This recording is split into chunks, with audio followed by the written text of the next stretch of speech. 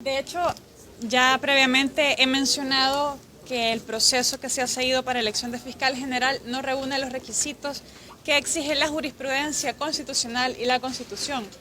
Específicamente, una de las principales fallas que ha tenido este proceso es que no se ha establecido un perfil previamente de qué tipo de funcionario queremos. Es cierto, la Constitución establece algunos requisitos, pero ese es un mínimo. Yo creo que ya a esas alturas de nuestra historia democrática no deberíamos estar aspirando a un mínimo, que es solamente que cumpla cierta edad, ciertos años de experiencia, sino más bien definir qué tipo de profesional queremos, con qué capacidades, con qué atestados, con qué experiencia, con qué enfoque democrático. Ese es el acuerdo que tuvo que haber tomado la Comisión Política, pero evidentemente no hay un interés de generar una elección que sea buscando la imparcialidad y la independencia. Ahora bien, también se menciona que el licenciado Rodolfo Delgado es uno de los favoritos para poder lograr la reelección. Desde mi punto de vista, aunque él cuenta con capacidad, con experiencia en el tema y conoce la institución, su principal fallo es en el área de la independencia. Porque, bueno, en la noche del 1 de mayo que se destituyó al fiscal Melara por aducir que no había sido electo de una manera adecuada, pues bien, ya se tenía lista a la persona que lo iba a sustituir esa noche y esa persona era el fiscal Delgado. Eso me habla a mí como diputada de que no hay suficientes señales de independencia y por lo tanto esta servidora no puede votar a favor de la reelección de este funcionario si carece una de las principales características que debe reunir un fiscal general de la República para representar realmente a los intereses del Estado y de la sociedad y no el de un partido político. Diputada, también quisiéramos conocer su opinión con respecto. A nivel general podemos decir que el proceso de discusión, entre comillas, del presupuesto general de la Nación no ha cumplido específicamente el requisito de ser debatido por las diferentes fracciones legislativas, no ha cumplido el requisito de haber tomado en cuenta la opinión de diferentes sectores de la sociedad para poder incluir algunos insumos que no han estado incorporados previamente.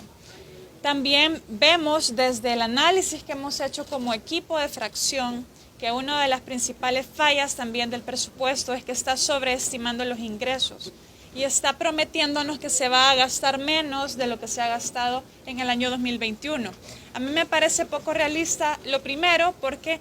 se está haciendo una proyección económica de que el país va a crecer mucho más de lo que ha crecido en otros años diferentes de la pandemia. Y por otra parte, porque el gobierno ha mostrado tener unos hábitos de gasto totalmente por arriba de lo que se está prometiendo que se va a gastar. Si una persona tiene unos hábitos de gasto, difícilmente va a regular y si tiene ciertas necesidades va a regular adecuadamente ese gasto. Así que eso creo que es algo que hemos observado y que nos hace pensar que el presupuesto no está siendo considerado de una manera seria.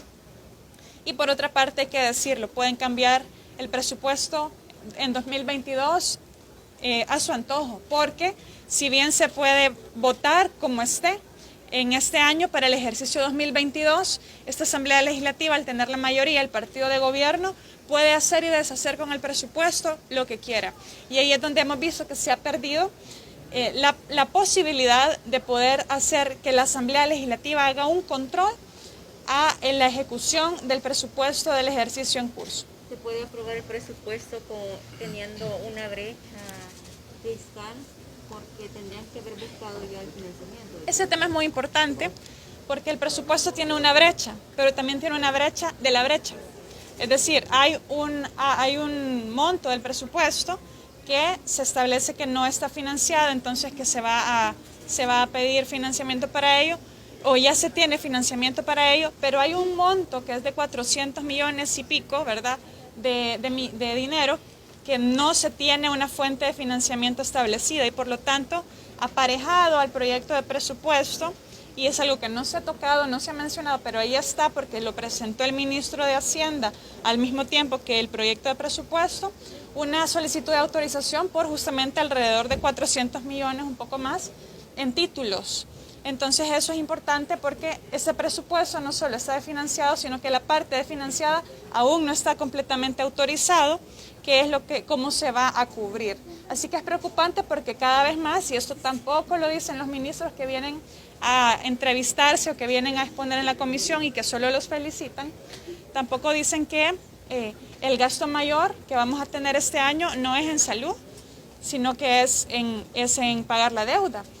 Creo que el gasto mayor de todos es en educación, pero el gasto en deuda es mayor incluso que el gasto en salud. Diputada, el diputado Romeo Auer.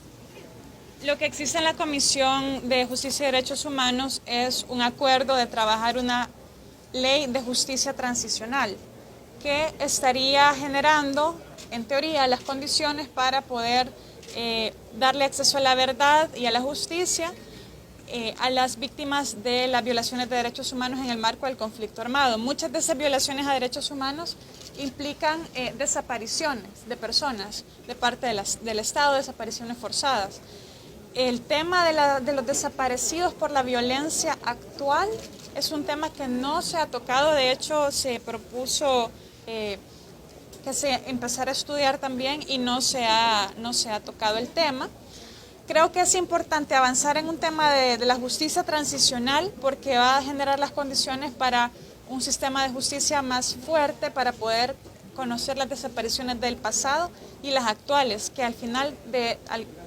tienen a la raíz lo mismo, una violencia estructural que vive El Salvador y una falta de acceso a la justicia. Pero en sí, tocar el tema como algo principal no se ha hecho. Me parece primero que es un sinsentido decir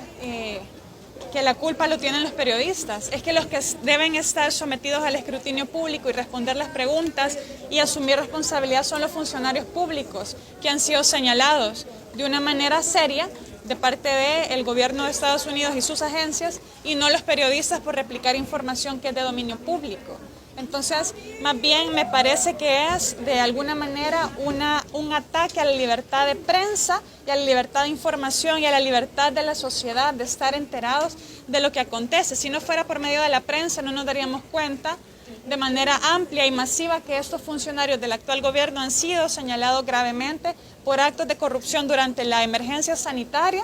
y también por presuntas vinculaciones y negociaciones con grupos de crimen organizado. La culpa no la tienen los periodistas, la culpa es de los funcionarios que no esclarecen a través de las instancias correspondientes los señalamientos que se les han hecho. Yo creo que cualquier manifestación, cualquier presión, cualquier acto para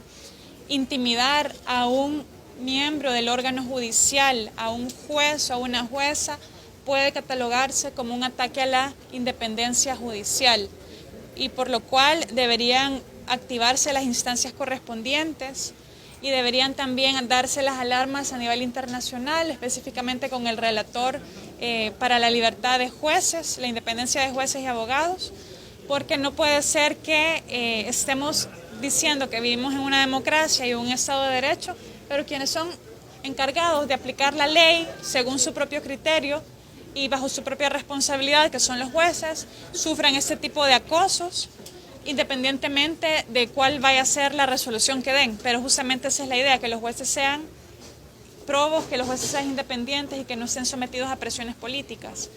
Y si un juez comete una resolución que no es apegada a derecho, pues precisamente para eso están las instancias, para poder protegerse de una decisión arbitraria por parte de un juez, y no es ese tipo de presiones empujada de parte de sectores ya con poder que son las que deben hacerse. Gracias.